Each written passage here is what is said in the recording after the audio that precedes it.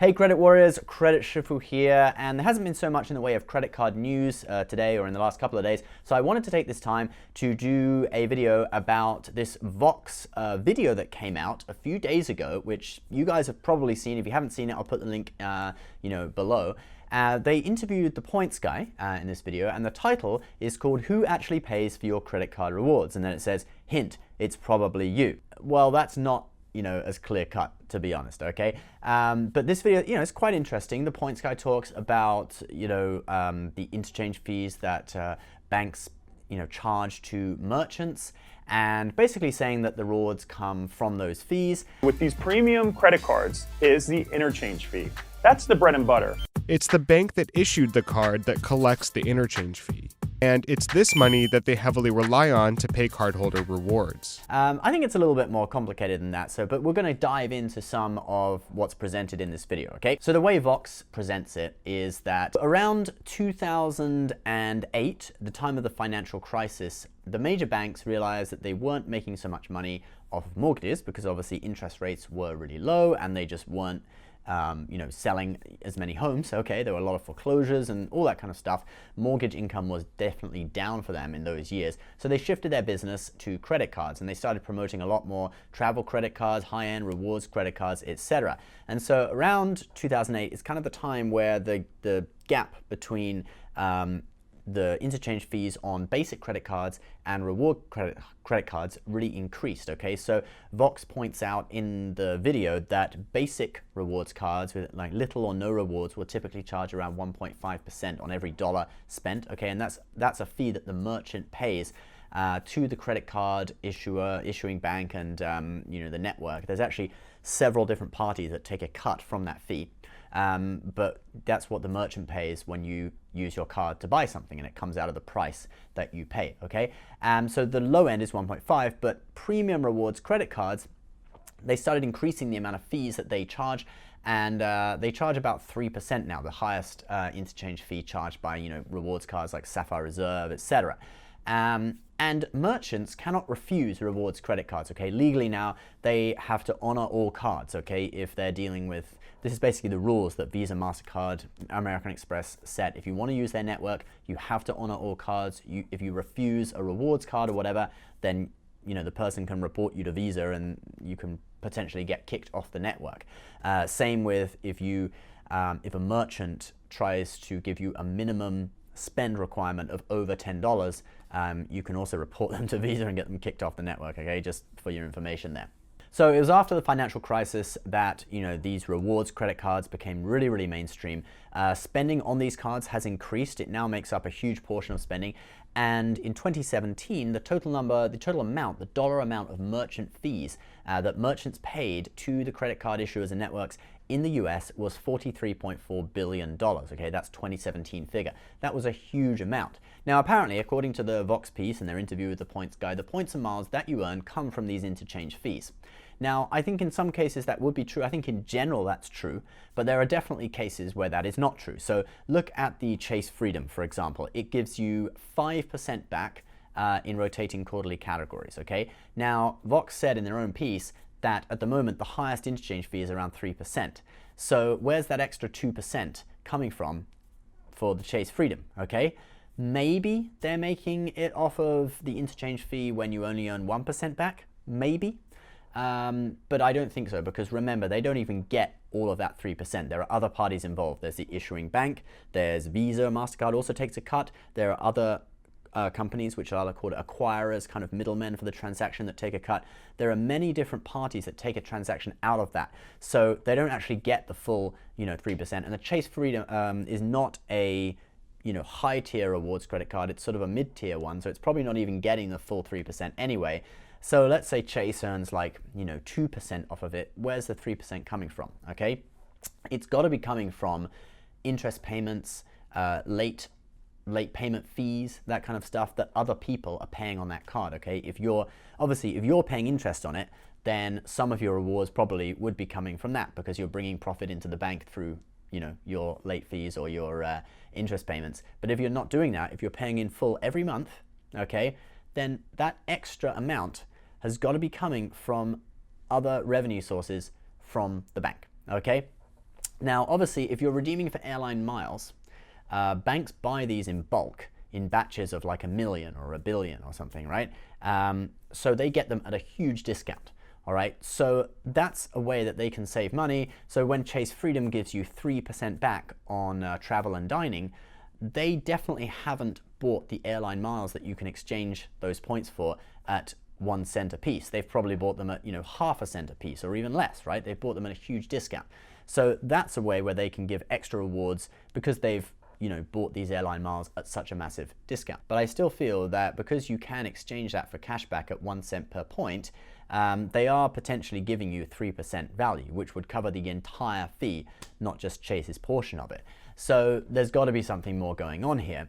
And I think basically it would be coming from other fees. So maybe it's mostly coming from the interchange fee, but some of it's got to be coming from other revenue sources. In addition to that, there's another point to be raised, is that if you're using a credit card and the company is giving you your entire interchange fee back as rewards, how are they making profit off of you? Okay, companies don't do things for free, so they've got to make profit somewhere. They make profit off the other people who are paying interest on their cards. So even if those people are not directly funding your your points and miles, they still are, because they're the ones paying interest, giving money to American Express or to Chase or to whoever, and you're just raking in rewards. And it's only possible because the company's making profit off of these other people. Otherwise, the company would have to shut down if it didn't make profit, right? So you really can't get away from it. I feel that the Vox piece, and I love the points guy, I think he's great, but the Vox piece was kind of made to sort of make an excuse. Like in his interview, it was almost like a little bit like making an excuse for it. No, it's fine. It comes from interchange fees. I don't think that's the whole story at all. Now, the points guy's advice to people in the Vox piece was to never use cash or a debit card. Use a credit card for everything. And this is because stores have inflated their prices to compensate for the credit card fees, okay? These like 1.5 to 3% fees. So even if you use cash, it's the same price. That's already built in, so you're paying like 3% extra.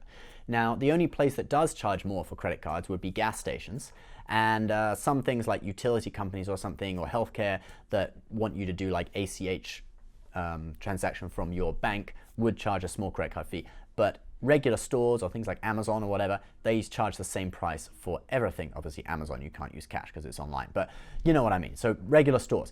So basically use a credit card for everything, because otherwise you are leaving points and miles on the table. Now, he does say that there is sort of a school of thought that makes it like poor people are kind of subsidizing rich people's points and miles. People who can't obtain credit, those with lower incomes are basically funding the system for others.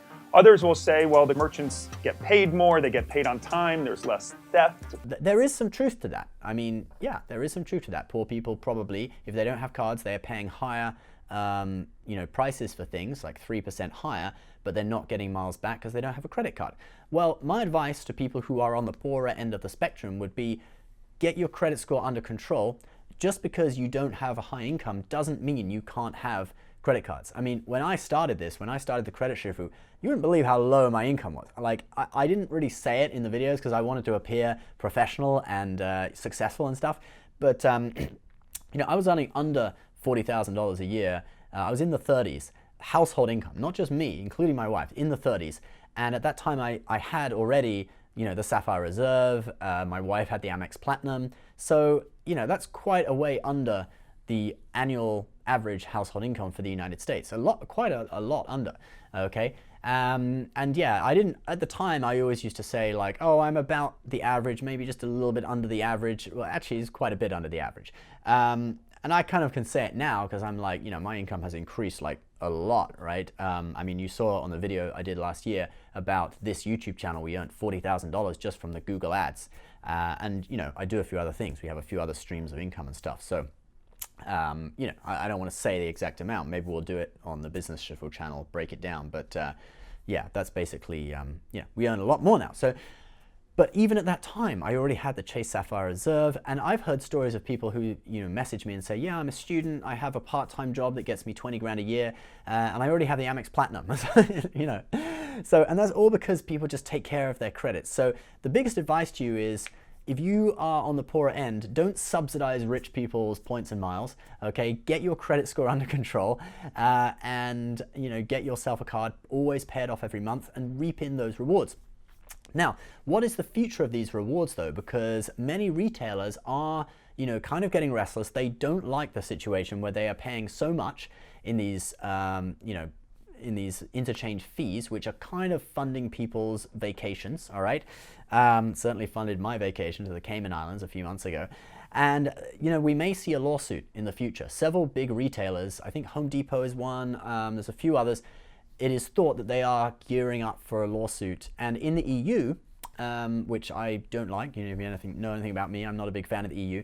In the EU, they actually limited credit card interchange fees, and Capital One had to cut their cashback, decrease their cashback on their cards immediately after that. And if you look at sign-up bonuses in the UK, which is still part of the EU until about a month's time, the sign-up bonuses are like half what you get in the United States. So just because we're bringing in points and miles now through this spending doesn't mean it's always going to be as good as that in the future. So I would say just watch out for that because we may see a lawsuit targeting these interchange fees in the not too distant future, because like we said, since 2007 it has increased, and the amount of money merchants are paying in interchange fees is close to $50 billion a year. It's a huge amount. They see that money on the table and they know it's going to fund your vacation. They want that money back, kind of thing. Now, just lastly though, the interchange fees do save retailers some money, all right, because obviously using cards is a lot better than using cash, because if they had thousands of dollars of cash, tens of thousands of dollars of cash to transport each day from their store to the bank, they would have to spend more money on security. So there is kind of a balance, all right? It's not necessary that 50 billion would go back to the retailers. Maybe half of it would go back to the retailers. The rest would go to security companies. So you can probably see some security companies having a stake in this lawsuit, and pushing it forward.